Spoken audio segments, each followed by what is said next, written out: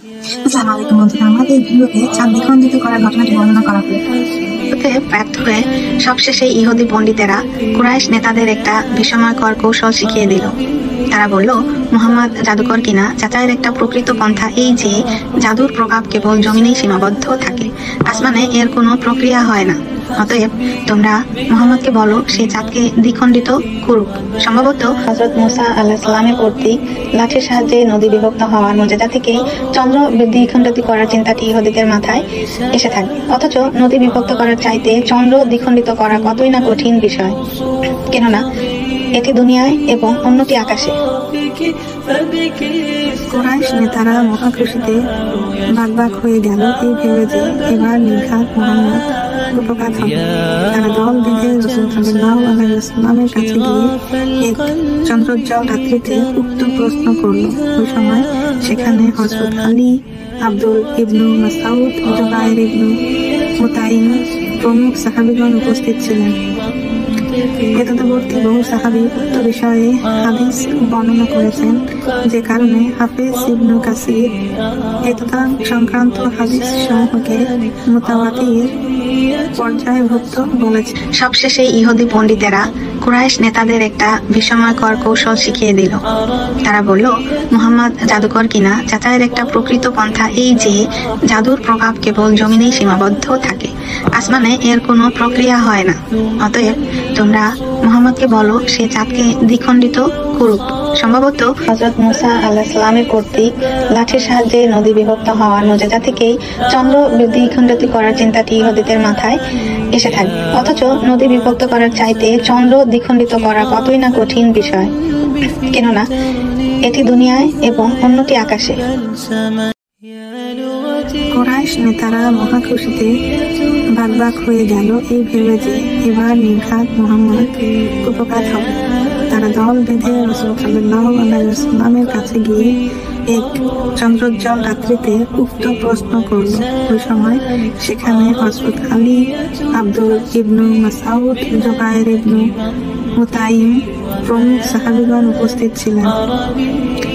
এতদবর্তী বহু সাহাবী উক্ত বিষয়ে হাদিস বর্ণনা করেছেন, যে কারণে হাফেজ ইবনু কাসির এতদান সংক্রান্ত হাদিস সমূহকে হযরত সাল্লাল্লাহু আলাইহি সাল্লামের উক্ত মুজিজা প্রদর্শিত হলো।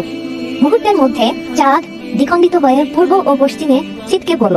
উভয় টুকরার মাঝখানে হেরা পর্বত আড়াল হয়ে গেল। অতঃপর পুনরায় দুই টুকরা এসে যুক্ত হলো। এ সময় আল্লাহর রাসূল সাল্লাল্লাহু আলাইহি ওয়াসাল্লাম মিনাতে ছিলেন।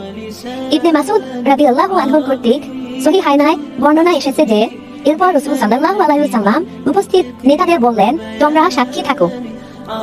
ইবনে মাসউদ ও ইবনে ওমর রাদিয়াল্লাহু আনহুর কর্তৃক সহিহ মুসলিমের বর্ণনায় এসেছে যে ওই সময় আল্লাহকে সাক্ষী রেখে রাসূল সাল্লাল্লাহু আলাইহি সাল্লাম বলেন, হে আল্লাহ, তুমি সাক্ষী থাকো। এতে অনুমিত হয় যে ইবনু মাসউদ রাদিয়াল্লাহু আনহু এর সাথে ওই সময় ইবনু ওমর রাদিয়াল্লাহু আনহু হাজির ছিলেন এবং উভয় উক্ত ঘটনা প্রত্যক্ষদর্শী ছিলেন। এ সময় তার বয়স ছিল 13 বছরের মতো। ঘটনাটি নববী বর্ষে ঘটে। উক্ত ঘটনার প্রেক্ষিতে সূরা কামরা নাজিল হয়, যার শুরুটা হলো কিয়ামত আসন্ন। চন্দ্র বিদীর্ণ হয়েছে কামার 54/1।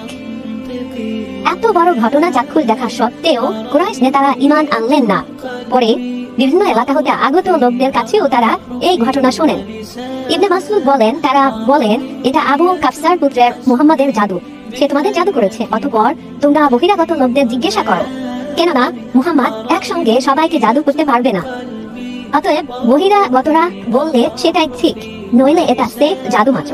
অতঃপর চারদিক থেকে আসা মুসাফিরদের জিজ্ঞেস করলেন, তারা সবাই এই দৃশ্য দেখেছে বলে সাক্ষ্য দেন, কিন্তু জিদ ও অহংকার তাদেরকে ঈমান আনা হতে বিরত রাখবো। এই প্রসঙ্গে আল্লাহ বলেন, তারা যদি কোনো নির্দিষ্ট দেখে তবে মুখ ফিরিয়ে নেয় এবং বলে যে এটা তো চলমান জাদু। তারা মিথ্যারোপ করে এবং নিজেদের খেয়াল খুশি অনুসরণ করে, অথচ প্রত্যেক কাজের ফলাফল কিয়ামতের দিন স্থিরকৃত হবে। এসেছে কামার 58-2-3 এই তারিখে ফিরেস্তায় বর্ণিত হয়েছে যে চন্দ্র দ্বিখণ্ডিত হওয়া এই দৃশ্য ভারতের মালাবারের জৈনিক মহারাজ সচক্ষে দেখেন এবং তা নিজের রোজ নামচায় লিপিবদ্ধ করেন। পরে আরব বণিকদের মুখে ঘটনা শুনে তখনকার রাজা সামেরি উক্ত রোজ নামজাদ বের করেন। অতঃপর তাতে ঘটনার সত্যতা দেখে তিনি মুসলমান হয়ে যান। যদিও সামরিক নেতা ও সমাজ নেতাদের ভয় তিনি ইসলাম গোপন রাখেন। 1969 সালের 20 জুলাই চন্দ্রের প্রথম পদাপর্ণকারী দলের নেতা নীল আর্মস্ট্রং সচক্ষে চন্দ্রপৃষ্ঠের বিভক্তি রেখা দেখে বিস্ময়ভূত হন এবং ইসলাম কবুল করেন। কিন্তু মার্কিন প্রশাসনের ভয়ে তিনি একথা কয়েক বছর পর প্রকাশ করেন। চন্দ্র দ্বিখণ্ডিত করা ছাড়াও রাসূল সাল্লাল্লাহু আলাইহি ওয়াসাল্লাম এর জীবনে বিভিন্ন সময়ে বিভিন্ন মুজিজা প্রদর্শিত হয়েছে, কিন্তু এগুলি ছিল কেবল হঠকারে তাদের অহংকার চূর্ণ করার জন্য। এর দ্বারা তারা কখনোই হিদায়াত লাভ করেনি, যদিও এর ফলে দিনদারগণের ঈমান বৃদ্ধি পেয়েছে। সো এই ছিল আজকের ভিডিও। বন্ধুরা, আমার ভিডিওটি ভালো লাগলে লাইক, শেয়ার, সাবস্ক্রাইব করতে ভুলো না যেন। এখনকার মতো বিদায়, আল্লাহ হাফেজ।